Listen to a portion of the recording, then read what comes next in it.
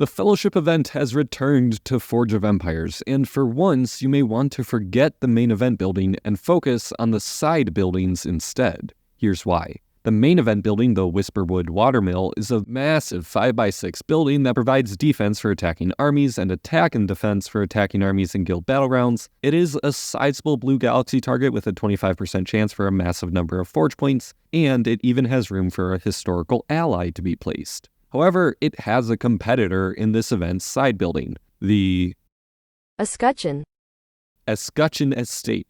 It's 4x4, roadless, and provides a ton of attack boosts, goods, forge points, fragments for finished special production items, and a whole bunch of actions for quantum incursions. A lot of the strategy in this event revolves around whether you want the watermill or the estates more. One thing you definitely will want is free stuff, and good news. You can get a free Jolly Oink Pigsty via a giveaway. That's right, this video was produced in collaboration with InnoGames, so check out the description for the form to enter. For a valid entry, you will need to enter a special code, so keep an eye out for the code in this video. The contest ends a week from the launch of this video, and the winner will be announced via Discord and a YouTube community post shortly after the contest ends. Now, back to the video. Regardless of which buildings you like more in this event, you will have to play the minigame to get them. It's the same minigame as before, so if you've not played it yet, here's a brief overview. On the right side of the screen, you've got buildings that provide goods, and you need to click them to start productions that pile up on this side of the screen. You can then use the wagon to collect these productions and bring them to the banquet on the left side of the screen, which then converts them into feast provisions, which you can then use to level the various buildings higher to produce more goods to produce more feast provisions. You can also use gemstones, which you get from the event quests, in order to buy and upgrade overseers that start the productions for you. As you play, you complete tasks, which give you progress towards the grand prizes. Collect enough feast provisions, and you can move on to the next town. This gives you the option to open reward boxes using gemstones. Then you can move on to the next town and start the whole thing over again. I know that's a lot of information compressed down, so I have a video going over the minigame specifically linked in the description. It's from 2023, but it's mostly up to date. This event also has some boosters. You'll start with one of each and can get more from the mini-challenges. The Monarch's Edict of Provisions can reduce the cost of moving to the next town from 8.4 quadrillion to only 4.2 quadrillion feast provisions. Use this one whenever you wish, there's no benefit to waiting to use it. Just don't save all of them until the very end. It's a great way to get your schedule back on track to fit your day. The Royal Seal of Advancement booster allows you to upgrade your managers one level for free. Be careful when leveling managers, as after level 1, the button splits and it is easy to accidentally use the Royal Seal. You'll generally want to use these on the most expensive manager levels to save your pots of gold. However, these are also quite useful in the mini-challenges to complete quests. The King's Chronometer booster lets you skip 2 hours ahead for free instead of paying 400 gemstones. You want to use these during the long waiting times of this event, but may also want to use these in the mini-challenges to complete the quests to win some rewards. More on that later. In the minigame though, the majority of rewards are the grand prizes and those reward boxes at the end of each town. For the grand prizes, one task completed in the minigame is 1 progress. Each town can net you just over 30 tasks with the recommended task lists in my event spreadsheet. Some notable thresholds include 150 tasks for Sunhaven Palace upgrade, 275 for Legendary Lodge upgrade, 325 to get 600 fragments of Alexander, a historical ally, 350 for a Knight's Pavilion upgrade, 375 to complete the main building, assuming you place in Bronze League or higher, and 400 progress to achieve the Platinum upgrade for the Hero's Tavern. As you may see, this is the first time historical allies will be introduced as a reward. Alexander will provide a 60% attack boost and will be available as fragments from the grand prizes and the first mini-challenge. Arminius, who provides a 90% attack boost for Guild Battlegrounds, will be available from the second mini-challenge. In both cases, you have to complete the entire quest line to get enough fragments to assemble the full ally, as well as completing enough tasks in the minigame for Alexander. Besides grand prizes, you can also get some nice rewards from the boxes at the end of each town. The first reward box is free, then they get progressively more expensive until you open 6, at which point you get some fragments of the Escutcheon Estate and the costs reset a bit. You can also buy all the boxes at once for a discounted price. If you want one of the specific rewards and don't care about the Escutcheon Estate for opening all boxes, open the boxes individually. However, if you want the Escutcheon fragments, open boxes using the discount to save some gemstones. Each slot of the rewards has different options that you can receive, but the order you receive those rewards is random. The odds for each reward were determined via a sample of over 530 sets of boxes.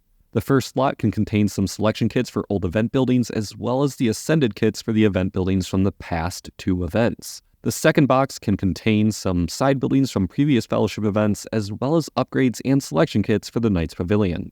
The third box can contain a selection kit level 1 or golden upgrade for the Heroes Tavern. The fourth box can contain the new buildings from this event, including the Jolly Oink Pigsty and Royal Carriage, their ascended versions, and even selection kits for the main event building. The fifth box can contain just about any consumable you may care about, including the Finish All Special Productions item, but due to there being so many rewards, the odds are small for each individual item. And lastly, the sixth box can contain a selection kit level 1 or golden upgrade for the Summerhold Manor. Do note that the fragments for the Escutcheon Estate can vary wildly. It takes 400 fragments to assemble, and you'll average 286 fragments per town. If you're lucky, you can get the 800 fragments reward and get 2 escutcheons from 1 town, but don't rely on it. So, after all of this, I've got 3 strategies for you in this event. One for focusing on maximizing Escutcheon Estates, another for getting the main building fully leveled, and lastly, one for going for leagues. The Escutcheon Endeavor is the easiest of the 3. The goal is to simply place 7 towns and open the end of town boxes at the end of each. Since the main building is not the focus, we're foregoing completing many tasks. Only buy the level 2 overseers for the banquet and carriage, with the rest staying at level 1. This strategy nets you at least 3.5 Escutcheon Estates, more if you're lucky with the boxes, so it can be pretty powerful for what little effort is needed. However, you do miss out on that main building and Alexander. If you wish for the Watermill to be fully leveled as well as winning all the grand prize goodies, then you'll have to take a look at the second strategy. Here you'll need to play 13 towns to complete 400 tasks, which does mean you will need to invest some time in the minigame and play 1 town about every 1.5 days. You'll even have enough gemstones to open the boxes at the end of 2 of the towns, meaning the total rewards include the main building, at least 1 Escutcheon Estate, 600 fragments of Alexander, a Sunhaven Palace upgrade, Legendary Lodge and Mythical Manor upgrades, and a Knight's Pavilion upgrade. If even all those rewards are not good enough for you, you might just want to push the leagues as far as possible to place in silver or gold. Just to note, the silver leagues rewards aren't that much better than bronze, so I'd only recommend doing this if you are going to push for the gold league. The strategy here is to just forget about Escutcheon Estates and complete as many towns as you possibly can. It'll take a lot of time, and you can't buy any end-of-town boxes if you want to do it as cheaply as possible. You will likely have to complete about 24 towns, more than 1 per day, in order to secure the Gold League, but you can always use the League Stats bot on my Discord server to get a little bit of help in predicting your world's final league results.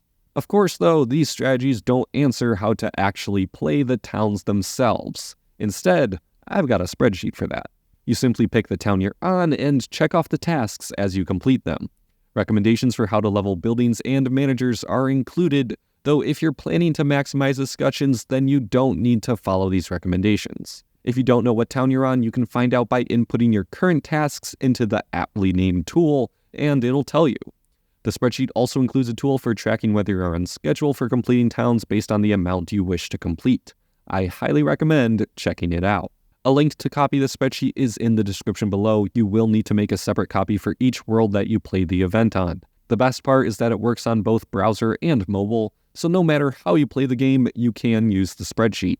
It's designed specifically so that you can put it to the side of the screen and focus on the game. I made a video covering all the tools in the spreadsheet for the St. Patrick's Day event, and most of that holds true for this event. I'll link that video in the spreadsheet down below. If you don't want to use the spreadsheet, FOE Helper has some tools for the minigame as well, but of course that only works on browser and if you have the extension installed. I've also made a static, boring version of the spreadsheet in case you don't want to use the awesome interactive spreadsheet. It's also linked below. The one thing I do want to mention is that there always seems to be confusion with the spreadsheet as to the difference between the first town and town 1 task lists. The first town you play in the event is different from all the others. Instead of needing 8.4 quadrillion shamrocks to progress to the next town, you only need 1 million. That means you can leave the town early instead of playing it like a full town normally would be played. The first town task list contains my recommended way to play if you wish to play it as a shorter town, which I do recommend as it saves on gemstones. However, there's no real harm in playing it as a normal Town 1 variant, so it's up to you. In short, you can choose either the first town or Town 1 task lists when you start the event, after which you proceed to Town 2, then 3, then back to 1. Now, 1 spreadsheet is cool, 2 is a bit much, but what about a 3rd spreadsheet? I've put the mini challenges in their own sheet as I won't be able to update them if I put them in the main spreadsheet. It is of course linked down below in the description that is becoming rapidly crowded. You know what, since there are so many spreadsheets linked here, let's make this special code for the giveaway Spreadsheet, all one word, SPREADSHEET. Go enter right now for your chance to win. What you don't need chance for are the mini challenges, and the first mini challenge isn't too bad. You can complete it and come away with an extra 1,000 gemstones on top of several boosters and other rewards. The main reward of this one is completing all the fragments for Alexander. There are only a few tricky quests here, such as one asking you to recruit 5 previous age units, and another asking you to finish a 4-hour production in a goods building, but it's not that big of a deal. Even if you can't get previous age units, you can get 700 gemstones for the quests leading up to that quest, quest 26, as well as plenty more rewards. The second mini challenge is where things start to get expensive, but the rewards are also much better than the first. The quests at multiples of 8 are the expensive ones, requiring you to use or buy time skips and finishing productions in goods buildings, and those have been highlighted in red.